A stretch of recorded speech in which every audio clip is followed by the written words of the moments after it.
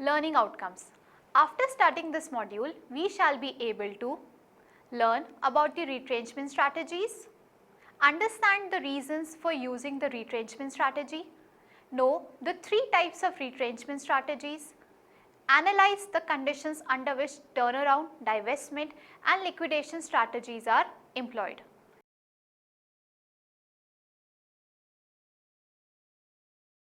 Let us begin our discussion.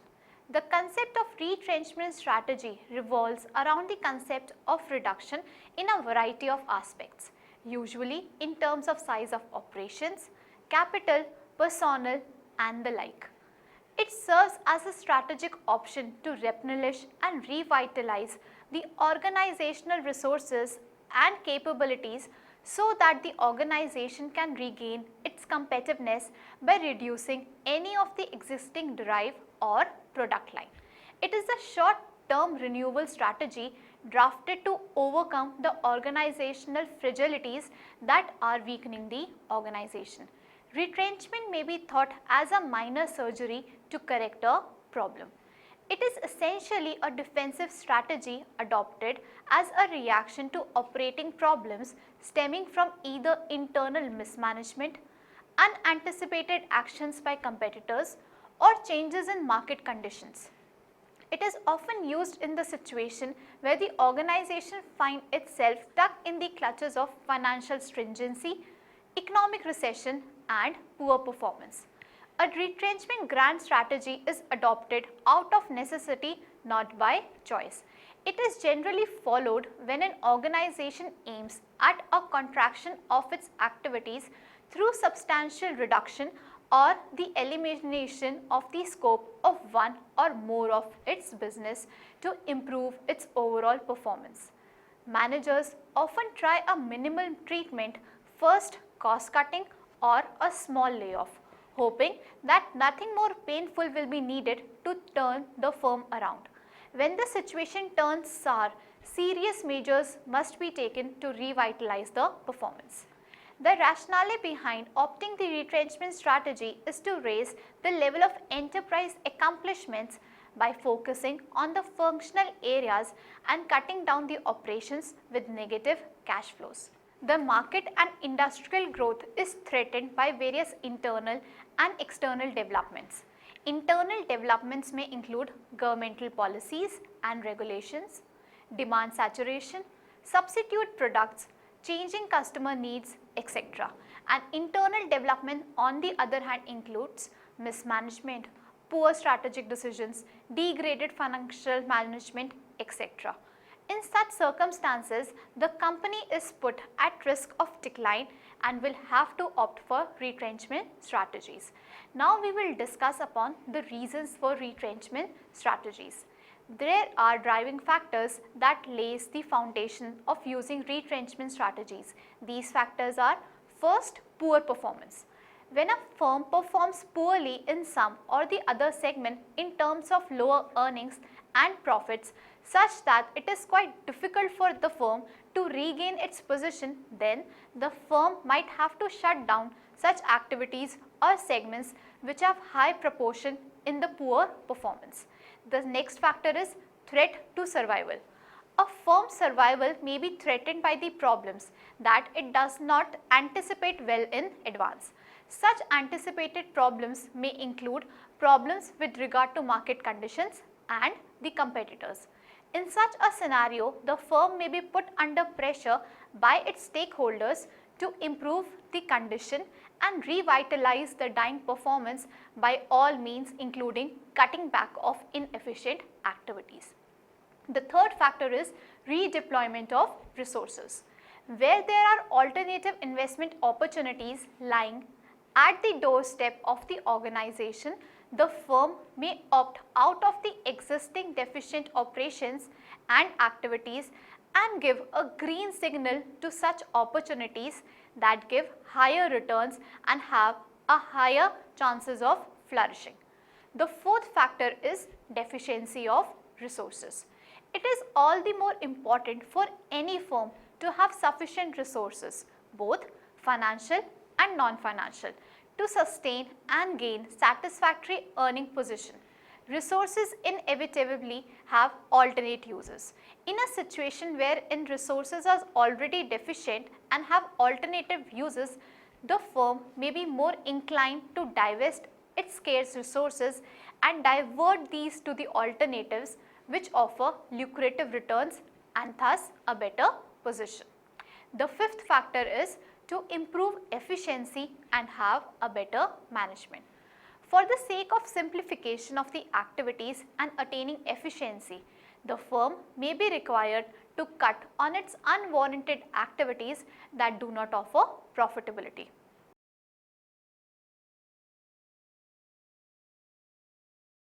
Now let us understand the forms of retrenchment strategies.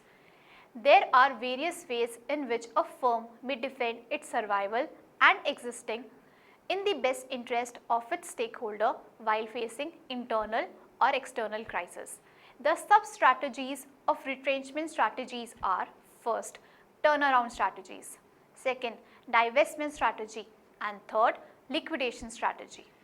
In this module, we will discuss these sub-strategies and the situation when these are suited best. Now let us discuss about them in detail.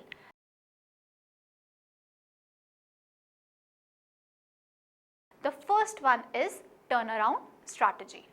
This strategy implies retreating from a decision taken earlier which has turned out to be wrong for the organization. This strategy is often necessitated in the situation of recessionary pressures within an industry or the whole economy. In other words, the firm go for turnaround strategy in case of substantial and sustained downtrends in the performance. It is about suspending the current declining trend in the performance, aiming at improved long-term efficiency and better performance. The turnaround strategy emphasizes the improvement of operational efficiency when the corporate problems are pervasive but not yet critical. It is about reversing a declining trend. Now, in turnaround strategy, there are two phases involved. The first is contraction and the other one is consolidation. Now, let us first discuss about contraction. This involves efforts to quickly stop the bleeding across the board in size and cost, closing plants, eliminating jobs, etc. The other phase is consolidation. This involves stabilization of the newer learner corporation. Here, plants are developed to reduce overheads and make functional activities cost justified.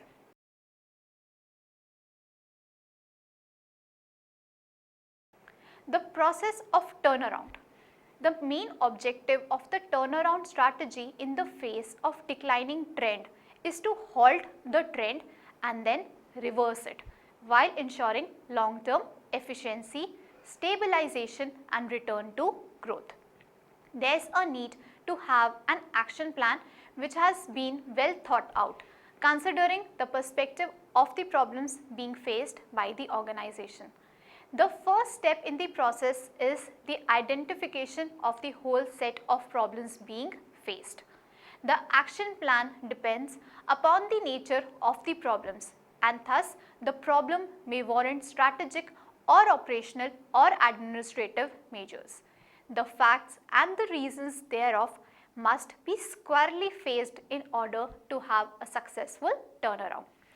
The second step should be a thorough assessment or evaluation of the problem, that is, measuring the degree of seriousness of the problem, the facets of the problem and the firm's environment and the reasons thereof. Certain situations may demand immediate or emergency action. Such actions should be directed towards minimizing the cash inflows and maximizing the cash outflows. Here, the immediate objective is to secure a position that ensures the current survival. The focus of a turnaround strategy in such a situation is on: first, increasing revenue through sales promotion without increasing expenditures, better collection of receivables, inventory control, etc. Second, reduction of cost by cutting down redundant discretionary expenses, layoff and retrenchment of personnel, etc. The third one, reduction of assets, that is selling of obsolete plant facilities and other assets along with reduction of products and services, etc. As mentioned earlier, once a stage wherein assurance of current survival is attained, the action plan needs to be given attention in the direction to achieve the normal profitability in the long run.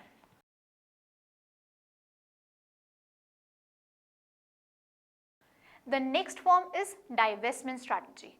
Divestment strategy implies selling of business units or shedding product divisions or some of these segments to redeploy resources such that these deployed resources could be employed elsewhere where the returns are positive.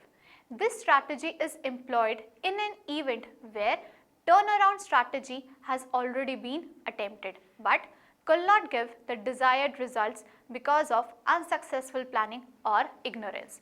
Divestment not only includes selling off or shedding business units but also doing away with the control over a subsidiary.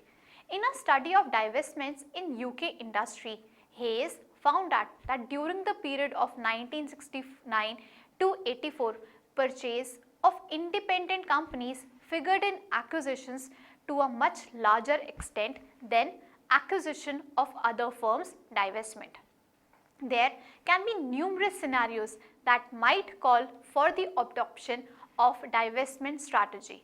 It may not always be a deliberate action. It might be an unavoidable decision, whereas in certain situations it might be a deliberate strategic decision and not a solution to a helpless situation.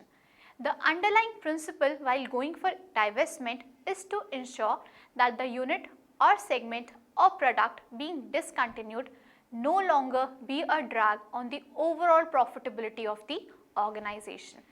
Now, this strategy may be adopted for the following reasons. The first being, there might be some business units or segments which have favorable competitive earnings in the market. Such segments require additional resources to be employed in order to unleash the untapped profits. Due to the limitations of the available resources, both financial and non-financial, technical and non-technical, the appropriate strategy would be to divest some of the units or segments or a product which are not yielding the desired results and use the resources so withdrawn on the segments having favorable earnings. Second reason, in case of acquisitions, it might be a case that not all the parts of a business so acquired are desirable. The undesirable part might be disposed of and the funds so realized would be used to cover a part of the acquisition cost. Such situation generally arises when the whole business has to be acquired. For example, Tata Group identified their known core businesses and divested Tomco and sold it to Hindustan Levers as soap and detergent was not considered as core business. Yet another example is of the cosmetics company Lakme that was divested and sold to Hindustan Levers as besides being a known core business. It was found to be non-competitive and would have required substantial investment to be sustained. Third, in case of emergence of unexpected competition, rise in cost or falling demand, any unit of business or subsidiary that held promises of profitability and growth prospects may turn out to be unsatisfactory.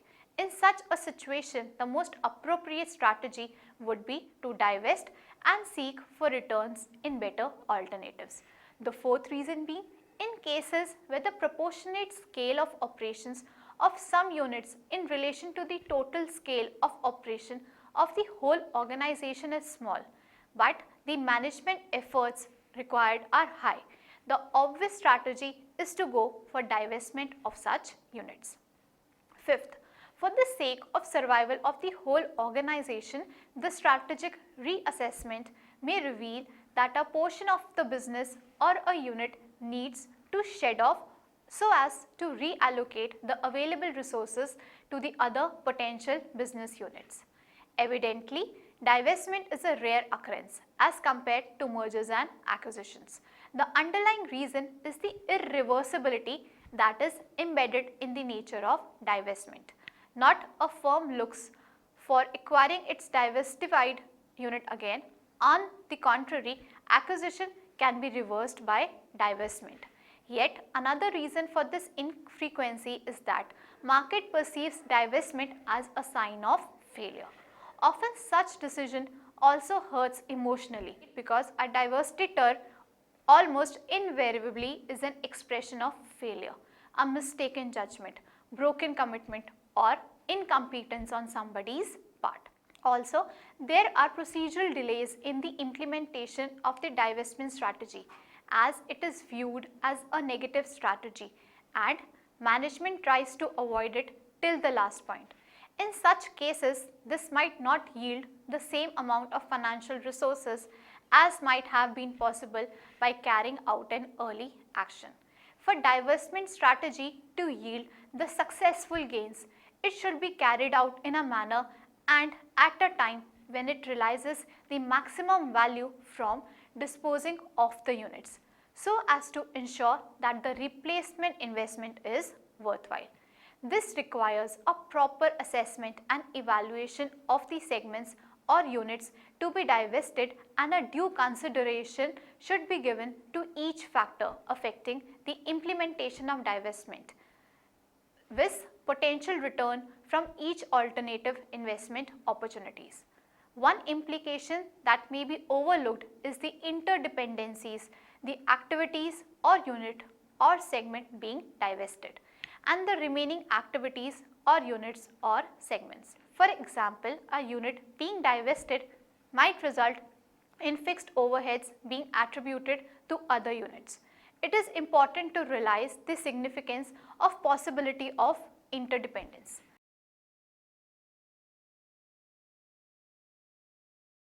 The next form is liquidation strategy. Liquidation strategy implies closing down the entire firm and disposing of its assets. Due to the serious consequences that liquidation carries with itself, it is considered the most extreme and last resort. Such consequences may include loss of employment for employees, termination of opportunities where a firm could pursue any future activities, and the stigma of failure. Generally, it is seen that small-scale units, proprietorship firms and partnerships liquidate frequently, but companies and the firms operating at large scale rarely liquidate. The various stakeholders, example the management, government, banks and financial institutions, trade unions, suppliers and creditors and other agencies do not prefer liquidation generally.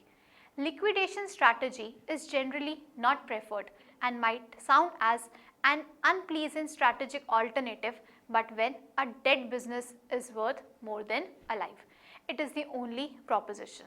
For instance, the real estate owned by a firm may fetch it more money than the actual returns of doing business.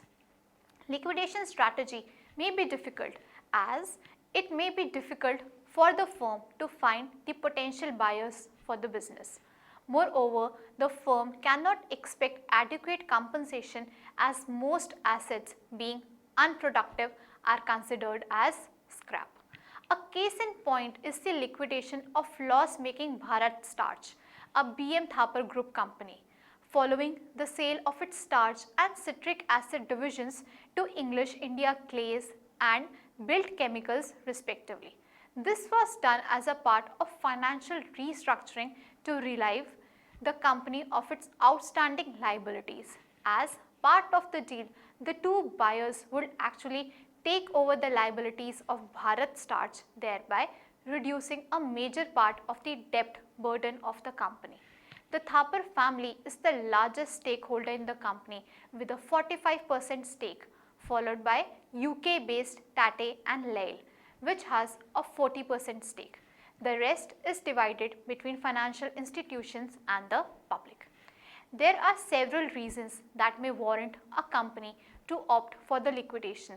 The reasons for liquidation include business becoming unprofitable, obsolescence of product or process, high competition, industry overcapacity, failure of strategy. The prospects of liquidation create a bad impact on the company's reputation. Liquidation is the final resort for a declining company. This is the ultimate stage in the process of renewing company. Sometimes a business unit or a whole company becomes so weak that the owners cannot find an interested buyer. A simple shutdown will prevent owners from throwing good money after bad once it is clear that there is no future for the business. In such a situation, liquidation is the best option.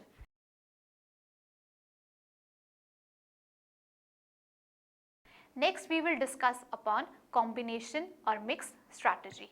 As can be understood by the name itself, the combination strategy is the one which uses the mix of different strategies for different units or segments at the same time or sequentially over the time.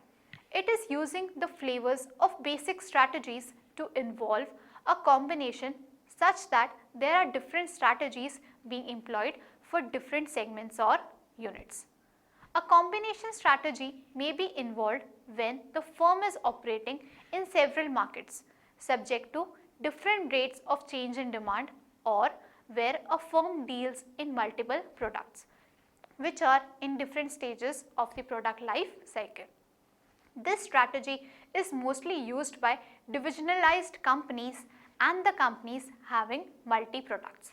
The rationale behind using this strategy is the optimization of the profitability of the company or minimization of its losses.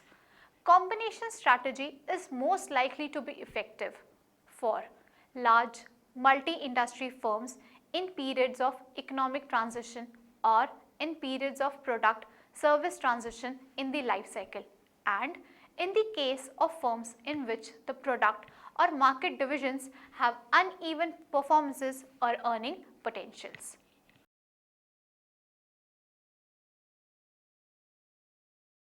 Let us summarize our discussion.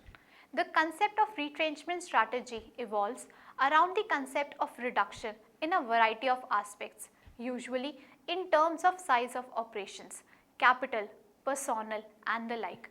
It serves as a strategic option to replenish and revitalize the organizational resources and capabilities so that the organization can regain its competitiveness by reducing any of the existing drive or product line. The sub-strategies of retrenchment strategies are turnaround strategy, divestment strategy, and liquidation strategy. Turnaround strategy implies retreating from a decision taken earlier which has turned out to be wrong for the organization. This strategy is often necessitated in the situation of recessionary pressures within an industry or the whole economy. There are two phases involved in turnaround strategy. The first phase, contraction; the second phase, consolidation. Divestment strategy implies selling of business units or shedding product divisions or some of these segments to redeploy resources, such as these redeployed resources could be employed elsewhere where the returns are positive. This strategy is employed in an event when turnaround strategy has already been attempted but could not give the desired results because of unsuccessful planning or ignorance. Evidently, divestment is a rare occurrence as compared to mergers and acquisitions. The underlying reason is the irreversibility that is embedded in the nature of divestment. Not a firm looks for acquiring its divested unit again. On the contrary, acquisition can be reversed by divestment. Yet another reason for this infrequency is that market perceives divestment as a sign of failure. Liquidation implies closing down the entire firm and disposing of its assets. Due to the serious consequences that liquidation carries with itself, it is considered the most extreme and the last resort. Liquidation strategy is generally not preferred and might sound as an unpleasant strategic alternative, but when a dead business is more than alive, it is the only proposition. Liquidation is the final resort for a declining company. This is the ultimate stage in the process of renewing company. The combination strategy is the one which uses the mix of different strategies for different units or segments at the same time or sequentially over the time.